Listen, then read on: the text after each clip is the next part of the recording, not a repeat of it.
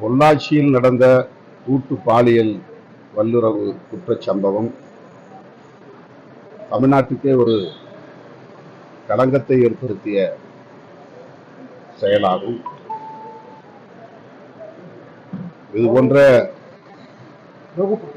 கூட்டு பாலியல் வல்லுறவு குற்றங்கள் இனி தமிழ்நாட்டில் மட்டுமல்ல இந்தியாவில் எந்த மூலையிலும் நடக்கக்கூடாது என்கிற அளவுக்கு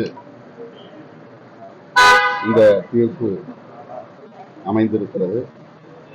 இந்த தீர்ப்பை வழங்கிய நீதிபதி அவர்களுக்கு என்னுடைய பாராட்டுகளை வாழ்த்துக்களை தெரிவித்துக் கொள்கிறேன்.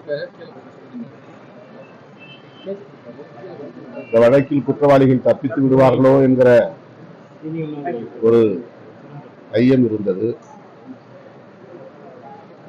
ஆனால் அரசு தரப்பில் உறுதியாக நின்று வழக்குரைஞர்கள் வாதாடி இருக்கிறார்கள் என்பது இதில் உறுதிப்படுகிறது. அந்த வகையிலே அரசு தரப்பு வழக்குரைஞர்களையும் நான் இந்த நேரத்தில் பாராட்ட கடமைப்பட்டிருக்கிறேன்.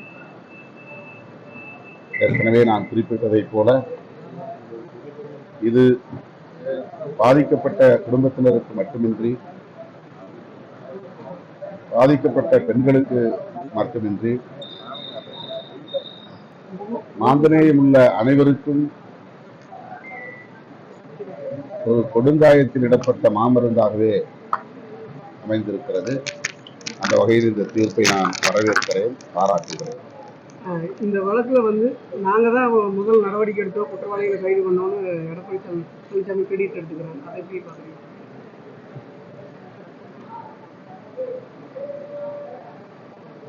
இதில் திமுக, அதிமுக அல்லது விசிக என்று உரிமை கோருவதிலே எந்த நியாயமும் இல்லை. சான்றுகள் வலுவாக இருந்தன.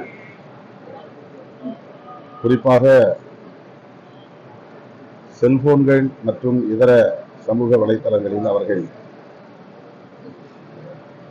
பதிவு செய்த தடயங்கள் இந்த தண்டனைக்கு ஆதாரங்களாக இருந்தன. ஆகவே அவர்களால் தப்பிக்க இயலவில்லை. அதிலிருந்து அவர்களால் மீள முடியாத அளவுக்கான ஆதாரங்களை அவர்களே உருவாக்கிவிட்டார்கள் என்பதுதான் உண்மை. ஆக அந்த ஆதாரங்கள் தான் இந்த தண்டனைக்கு மிக முக்கிய வலுவான தடயங்களாக இருந்திருக்கின்றன. இதில் யாரும் உரிமை கோருவதில் அர்த்தமில்லை.